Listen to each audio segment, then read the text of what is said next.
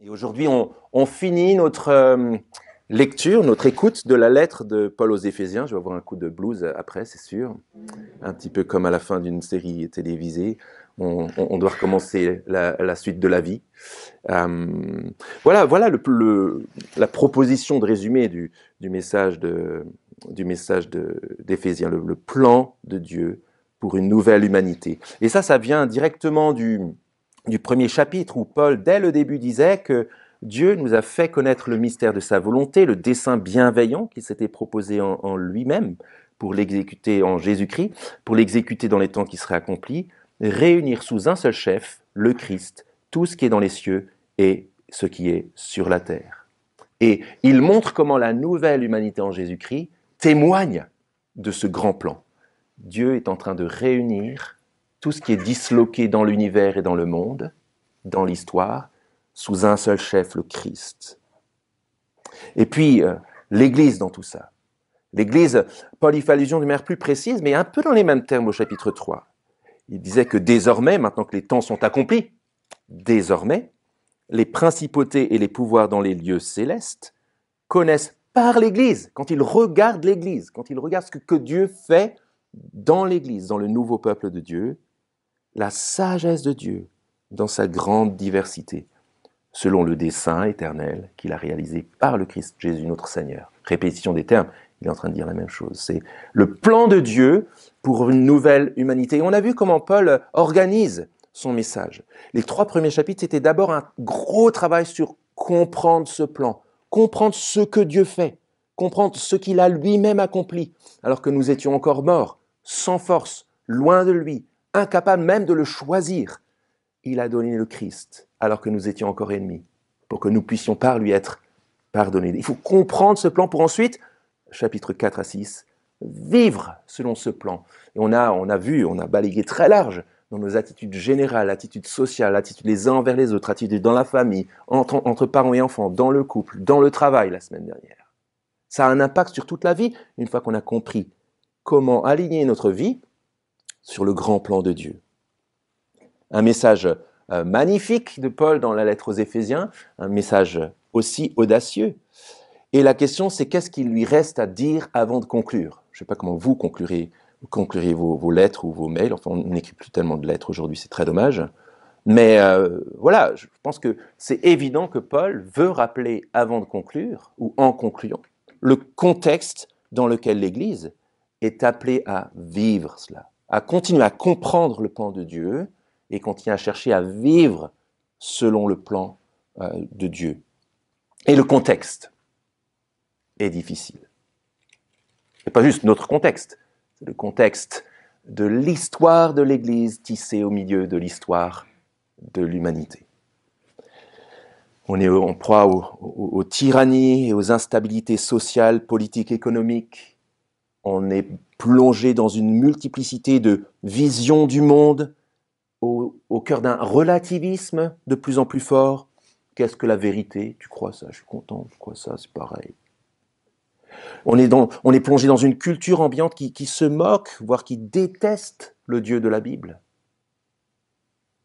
On est face à un endurcissement contre Jésus et parfois même de la part de personnes proches, des gens qu'on aime, d'autant plus blessant. Et on est au cœur de cette vieille humanité fatiguée. Passer au test Covid et trouver fragile. Le péché, le mal, la maladie, la mort nous frappent encore, me frappent encore. La pression, le contexte est extrême. Et c'est naturel d'avoir peur de perdre pied. On est fragile, à tous égards. Et ça suscite 2 questions. Pourquoi notre contexte est si dur? Et comment tenir dans un tel contexte? Et en fait, c'est la guerre. C'est la guerre. Et il est nécessaire de réaliser cet aspect-là. C'est la guerre. Je suis passionné par Churchill, vous le savez, je suis en train de lire, j'ai interrompu ma lecture, mais pendant l'été, avant l'été, je lisais un résumé de ses mémoires. Et c'est très intéressant de voir comment Churchill, dès la fin des années 20, voyait qu'il fallait s'armer contre ce fou dangereux nazi allemand. Mais il était environné par la naïveté des pacifistes qui avaient encore dit à la fin de la Première Guerre mondiale c'est la der des der, c'est terminé, grâce à notre main tendue, on va réussir des choses, on va réussir à faire la paix avec Adolphe, etc.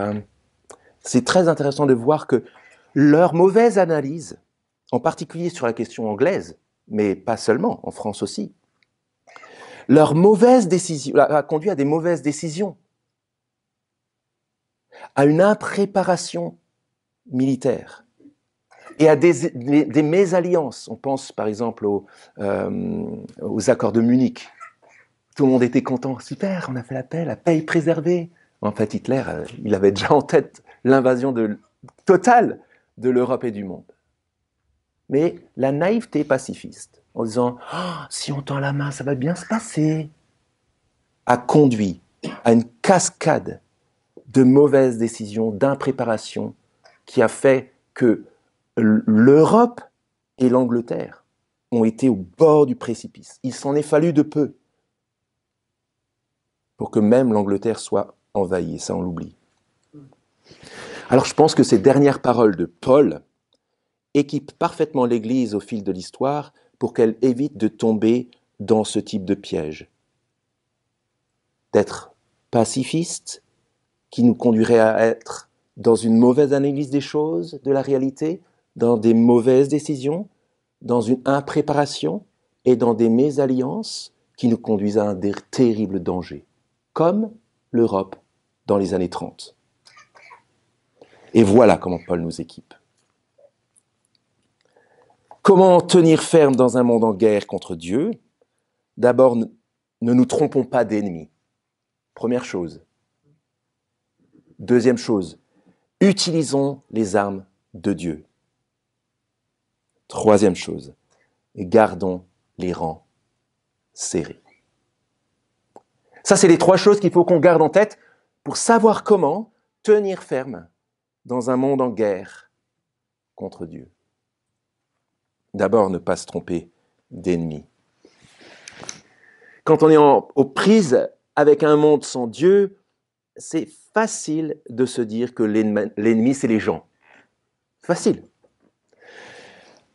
Tel pouvoir politique oppressif ou tel pouvoir politique qui prend les mauvaises décisions, c'est ces gens-là les ennemis. Ou alors, telle société qui rejette Dieu et qui appelle bien et bon autre chose, ou qui rejette ce que Dieu appelle bien et bon, alors on pourrait se mettre à détester les gens.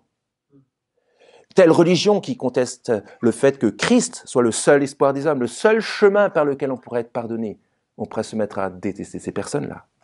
Tel collègue qui choisit le mal ou qui me déteste et qui m'humilie à cause de ma foi en Christ, je pourrais me mettre à le détester. À me dire que comme les pouvoirs politiques, comme la culture, comme les religions, comme d'autres personnes, c'est les personnes le problème. C'est les personnes les ennemis. Mais Paul nous livre une information essentielle.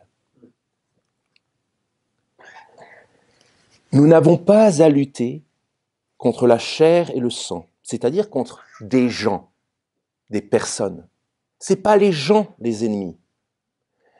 Mais nous avons à lutter contre les principautés, les pouvoirs, les dominateurs des ténèbres d'ici-bas, contre les esprits du mal dans les lieux célestes. Paul est en train de donner une information du QG divin pour le champ de bataille, pour qu'on ne se trompe pas.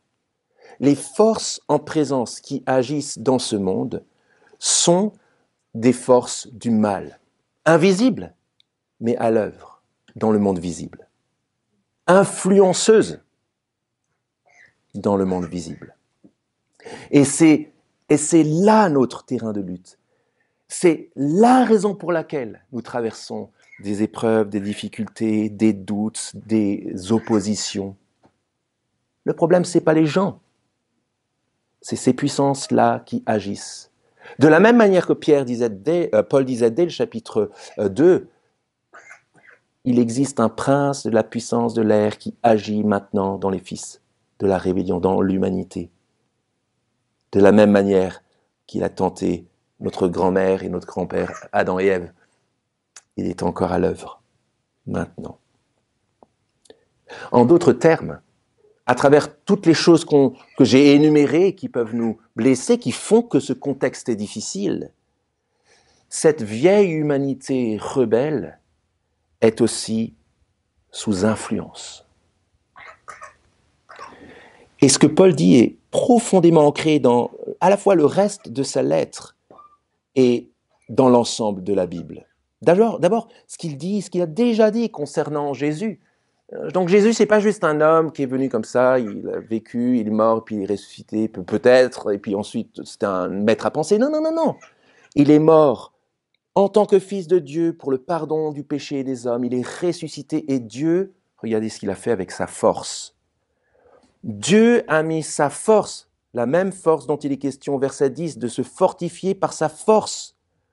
Il a mis sa force en action dans le Christ en le ressuscitant d'entre les morts et en le faisant asseoir à sa droite dans les lieux célestes, dans la position d'autorité, au-dessus de toute principauté, autorité, puissance, souveraineté, au-dessus de tout nom qui peut se nommer, non seulement dans le siècle présent, mais encore dans le siècle à venir, c'est-à-dire pour toujours.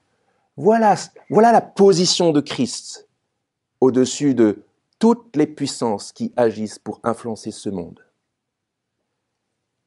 Et l'autre chose que la Bible nous enseigne, c'est qu'est-ce qu'il reste à Satan si Christ est comme ça assis, à la droite de Dieu.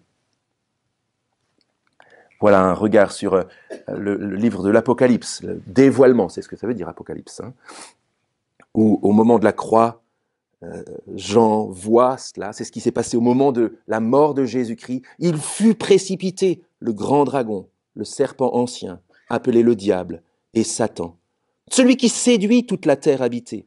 Et il fut précipité sur la terre, et ses anges furent précipités avec lui. Alors, dit Jean, dans sa vision, il entendit dans le ciel une voix forte qui disait « Maintenant est arrivé le salut ». Regardez les points communs avec ce que Paul dit de Jésus.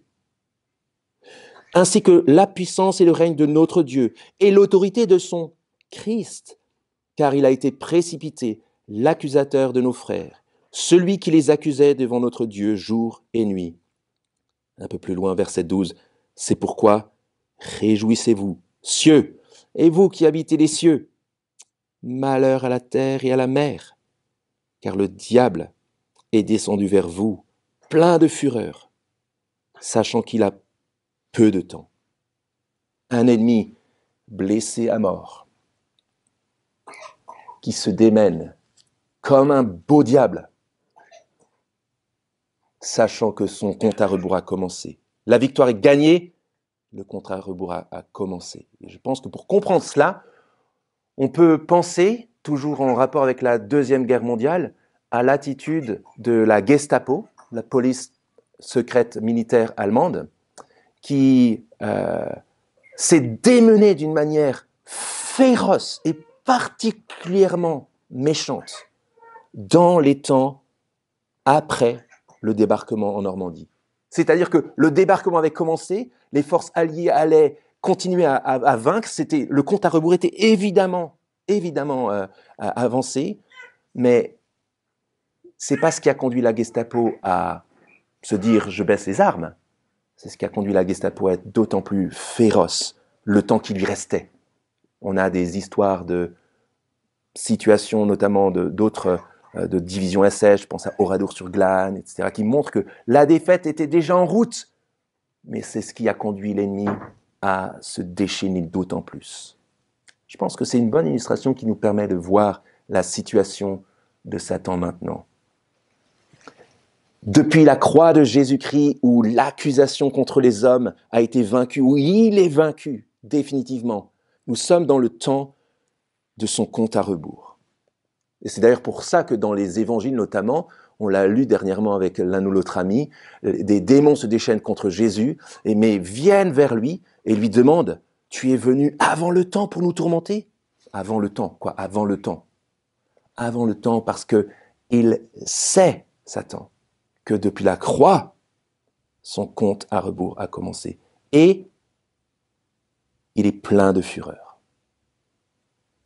C'est pas contre la chair et le sang que nous avons à lutter et combattre, mais contre les principautés, contre les pouvoirs, contre les dominateurs des ténèbres d'ici-bas. Et regardez la fin du verset 11, contre les manœuvres du diable. C'est quelque chose qui est difficile à croire, cette question-là, parce qu'on ne la voit pas. Et comme on est dans un monde qui fonctionne uniquement par la vue, on a du mal avec ces notions-là. Et depuis le début, c'est comme ça. Satan n'a jamais rien créé. On l'a vu ces 2 dernières semaines dans les textes des groupes de semaines, notamment dans Genèse au chapitre 3.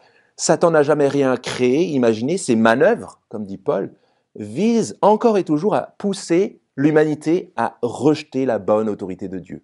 Il le fait depuis le début et il le fait encore maintenant. Comment est-ce qu'il fait? C'est tout simplement en tordant ce que Dieu dit et fait, ce qu'il veut.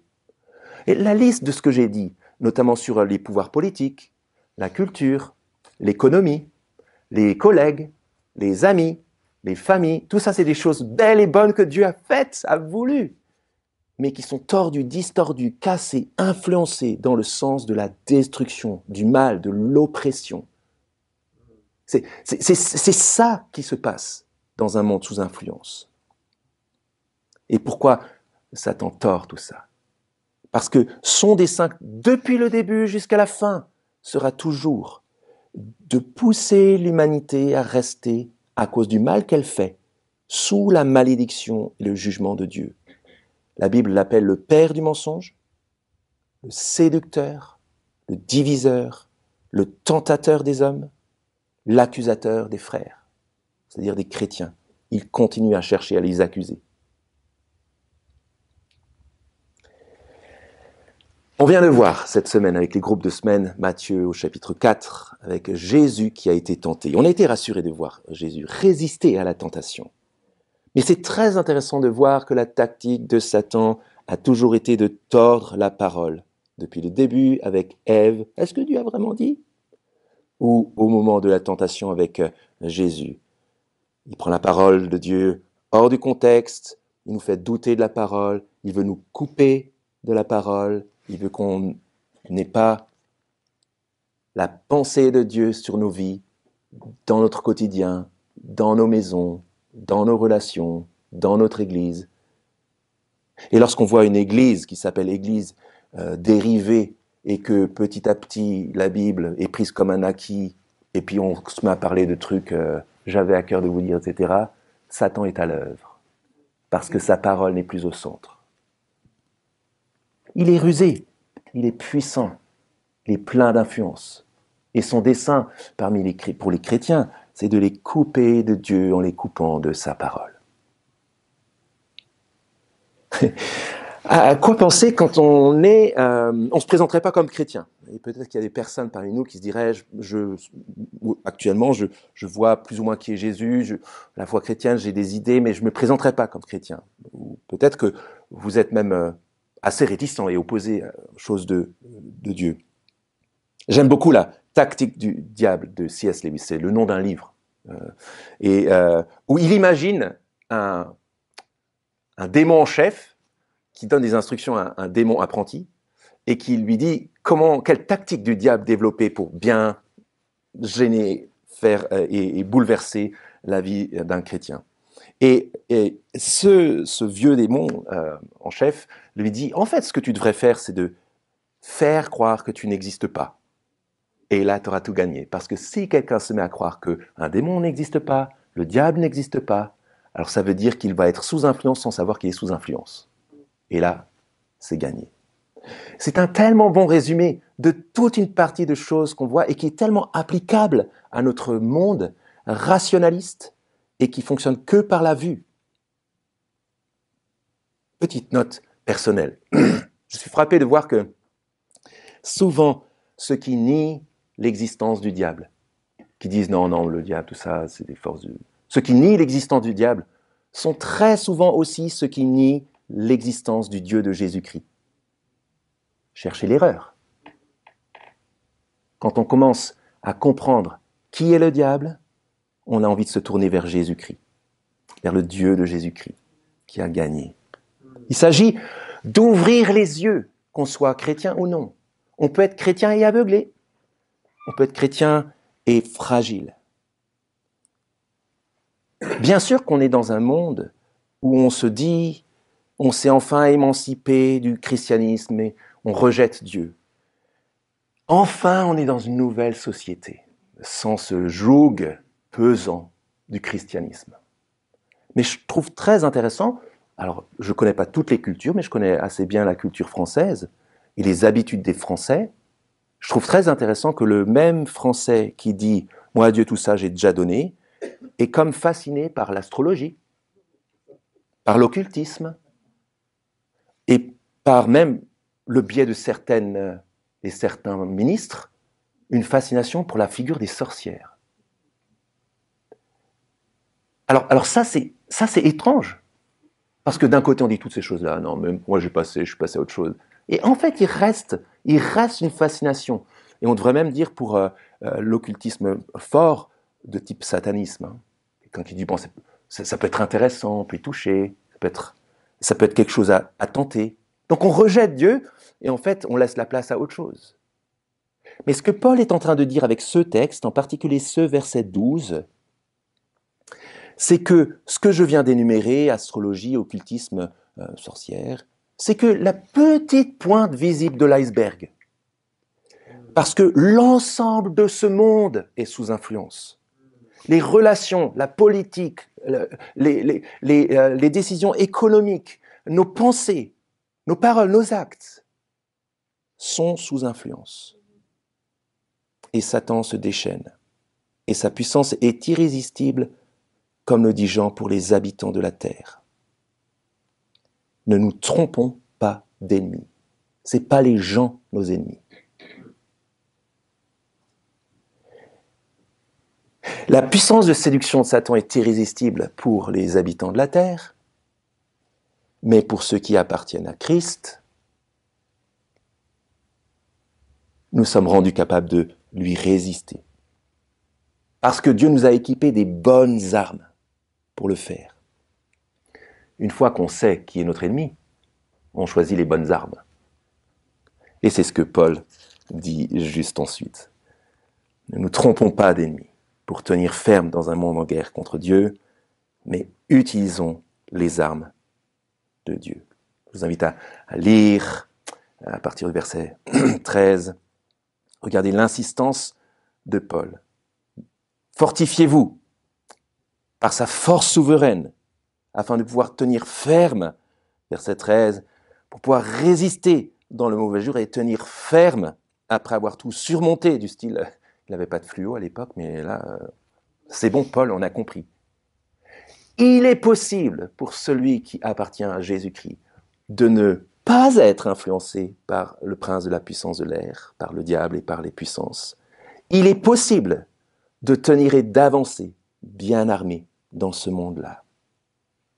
Alors Paul pense peut-être, avec ce texte que nous avons sous les yeux, à l'armure d'un soldat romain. Ayez à vos reins la vérité pour ceinture, revêtez la cuirasse de la justice, mettez pour chaussures à vos pieds. Le terme qu'il utilise, c'est un terme du soldat romain. Les bonnes dispositions que donne l'évangile de paix. Prenez en toutes circonstances le bouclier, c'est un bouclier de taille humaine où tout un soldat pouvait se cacher derrière, bouclier de la foi, avec lequel vous pourrez éteindre les traits, les flèches enflammées du malin, allusion peut-être aux flèches qu'on trempait dans de la poix et qu'on allumait avec un feu contre l'ennemi. Prenez aussi le casque du salut, l'épée de l'esprit qui est la parole de Dieu. Alors c'est possible que Paul ait en tête ici le soldat romain, il en voyait beaucoup, ses lecteurs en voyaient beaucoup, mais je pense que ce qu'il fait surtout ici, c'est qu'il cite des textes de l'Ancien Testament qui décrivent et qui parlent de ça. Mais regardez qui s'habille avec ces armes. Le roi promis dans Ésaïe 15 aura la justice pour ceinture à ses reins, et la fidélité, la ceinture de ses hanches. Au chapitre 59 du même prophète Ésaïe, 750 ans avant Jésus, parle de l'Éternel qui se revêt de la justice comme d'une cuirasse et qui met sur la tête le casque du salut. Au chapitre 52, le serviteur de l'Éternel, le roi promis qui va souffrir et qui annonce qu'ils sont beaux sur les montagnes les pieds du messager de bonnes nouvelles, pourquoi je ne sais pas, qui publie la paix, du messager de très bonnes nouvelles, qui publie le salut et qui dit à Sion, ton Dieu règne. Armez-vous des armes de Dieu. Arrière-plan Ancien Testament. Où est-ce que fait Paul? En substance, il dit, vous tiendrez ferme en vous équipant des armes dont Dieu s'équipe. Vous tiendrez ferme en vous équipant des armes dont Jésus lui-même s'est équipé pour arracher du pouvoir de Satan et de votre condamnation tous ceux et celles qui appartiennent à Jésus-Christ. Revêtez les armes de Dieu ici. Revient quasiment à dire, revêtez-vous de Jésus, de tout ce que Dieu vous donne en lui, de tout ce que Jésus, glorieux, victorieux, tout en haut, a gagné pour vous. Et là, on a tous les chapitres 1 à 3 pour s'en souvenir. Revêtez-vous de la vérité qui est en Jésus. Revêtez-vous de la justice que Dieu vous donne en Jésus. Vous n'êtes plus sous la condamnation. Revêtez-vous de l'évangile de paix dont Jésus est le centre et qui annonce au monde en guerre la paix de Dieu. On va en parler bientôt à Noël. Paix sur la terre.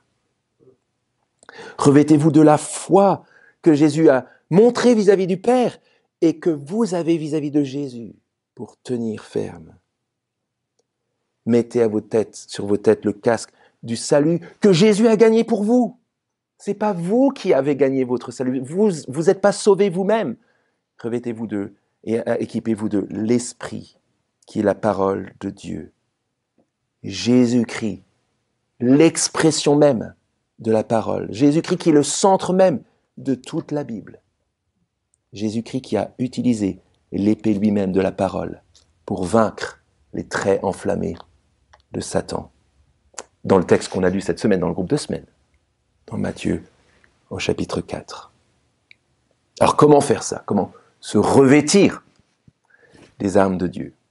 Eh bien, je pense que Paul le dit, juste là. Littéralement, c'est pas « prenez aussi le casque du salut et l'épée de l'esprit qui est la parole de Dieu », c'est une série de participes présents, excusez-moi pour un peu de grammaire, mais c'est ayant à vos reins, tenez donc ferme, ayant à vos reins, la vérité pour ceinture, revêtant la cuirasse, mettant pour chaussures à vos pieds les bonnes dispositions de l'évangile, prenant en toute circonstance le bouclier de la foi, prenant aussi le casque de l'épée, priant en tout temps par l'esprit, avec toutes sortes de prières et de supplications. Veillez-y avec une entière persévérance. Et ce qui est très fort, c'est Paul l'insistant sur tout, prier en tout temps par l'esprit, en toutes sortes de prières et de supplications. Veillez-y avec littéralement une toute persévérance, une entière persévérance. Paul est en train de dire que l'on se revêt des armes de Jésus, de Dieu, pour tenir ferme par la prière. C'est en priant qu'on s'équipe. Et prier, c'est en fait s'équiper de la parole. C'est pour ça que souvent on prie sur la base de la parole. C'est pour ça qu'à la fin de nos groupes de semaine, on prie la parole. On apprend à prier les uns pour les autres la parole. C'est qu'on s'approprie dans la prière les promesses de l'Écriture pour demander à Dieu de nous revêtir des grandes vérités que nous avons apprises. Revêtir les armes de Dieu, c'est prier en s'équipant de la parole, parce que la parole nous aligne sur Jésus, sur sa personne, sur son œuvre parfaite. Vérité, justice, salut, foi, évangile de paix. Face à un tel ennemi dont nous avons parlé avant, c'est impossible de tenir sans se revêtir de ces armes-là. Impossible. Mais Dieu nous équipe. C'est comme si c'était l'anti-Genèse 3. Vous vous rappelez quand, doutant de Dieu, poussé par le diable, qui conduit l'homme et la femme à douter de Dieu en doutant de sa parole, tous les deux se retrouvent nus. Et regardez ce que Dieu fait dans ce texte. Il nous revêt, il nous habille, il nous équipe. Et pas de petites choses, et pas juste d'une petite liquette, mais d'une armure. Adam et Ève ouvrent leurs yeux, voient qu'ils sont nus dans un monde sous la condamnation de Dieu, hostile à Dieu, sous l'influence de Satan, où l'autre est devenu non pas un ami mais une menace, et ils sont là dans ce monde, tout nus. Et en Jésus-Christ, grâce à ce qu'il a fait, il nous habille. Ça veut dire, les amis, que traverser nos journées sans prier comme Paul nous y exhorte ici, c'est comme partir au combat tout nu. C'est la honte, c'est ridicule, et surtout c'est dangereux. C'est dangereux. Priez en tout temps par l'Esprit, avec toutes sortes de prières et de supplications. Veillez-y avec une entière persévérance. C'est la guerre, l'ennemi se déchaîne, mais Christ est vainqueur. Et je pense que pour nous, si on veut vraiment revêtir et apprendre à revêtir cette armure-là, on doit nécessairement faire non pas seulement ce que j'ai compris de la vérité, de la justice, de l'évangile, de la foi, du salut de Dieu, mais aussi un audit de notre vie de prière. Où est-ce que j'en suis dans ma vie de prière? Un audit de ma vie de prière m'aidera à voir si je crois vraiment que c'est la guerre. Parce que je vous assure que si on croit vraiment ça, on va s'habiller avec cette armure-là. Et ça me permettra aussi de vérifier si je combats de la bonne manière. Pourquoi est-ce qu'on réagit mal par rapport aux collègues qui nous agressent parce qu'on place notre confiance en Jésus-Christ? Peut-être que c'est parce qu'on ne s'est pas armé de la bonne armure. Peut-être qu'au lieu d'avoir à nos pieds les bonnes dispositions que donne l'évangile de paix, on s'est dit que c'était lui mon ennemi. On a oublié que le vrai ennemi derrière, c'est celui qui influence mon collègue. C'est celui qui domine mon collègue. Imaginez ce que c'est, dans cette situation précise, exemple, d'agressivité par rapport à un ami ou un collègue qui nous casse sur notre foi, de prier, Seigneur, merci pour ta vérité, merci pour Jésus-Christ, en qui tu as manifesté cette vérité, et merci parce que je n'ai pas besoin de me mettre en colère contre ce collègue. Et merci parce que tu me chausses des bonnes dispositions que donne l'évangile de paix. Qu'est-ce que je fais en priant ça?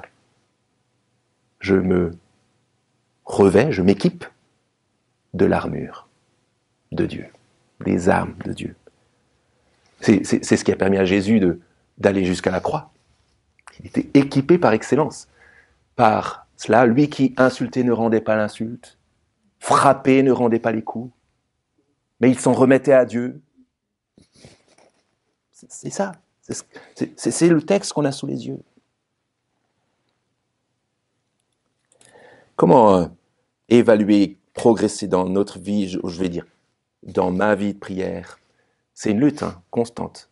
Mais je vous pose la question, pourquoi est-ce que c'est une lutte de se mettre à prier?